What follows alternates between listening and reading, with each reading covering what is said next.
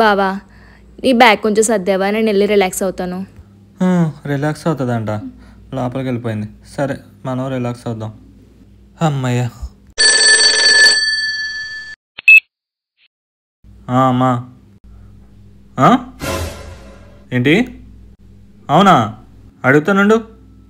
చిన్ని చిన్ని. ఏంటి బావా? ఏంటి నువ్వు చేసిన పని? నేనేం చేశాను? అమ్మ ఇప్పుడే ఫోన్ చేసింది. ఏ పని సరిగ్గా చేయలేదంట, గిన్నెలు సరిగ్గా తోమలేదంట, వంట సరిగ్గా చేయలేదంట. ఇదేనా నీకు నేర్పించింది నేను? Flash back. ఇదిగో జాగ్రత్తగా చూడు. ఇలా పట్టి పట్టి తోమేవనుకో మరకలన్నీ పోతాయి. అర్థమైందా? ఓ, ఉప్పు ఎప్పుడు తక్కువగానే వేసుకోవాలి. సరిపోకపోతే తర్వాత మళ్ళీ వేసుకోవచ్చు. నువ్వు సూపర్ బావా. నన్ను పొగడ్డం కాదు, రేపు ఊరెళ్ళాక మా అమ్మ దగ్గర డౌట్ రాకుండా మేనేజ్ చెయ్యి. అర్థమైందా? సరే. సారీ బావా, అలవాట్లేని పనులు కదా, ఈసారికి తప్పైపోయింది. నెక్స్ట్ టైం బాగా చేస్తా.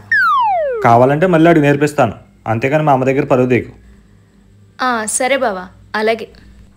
సరే. సరిపోయారు ఇద్దరును. సాగుతుంది మీకు అలాగా.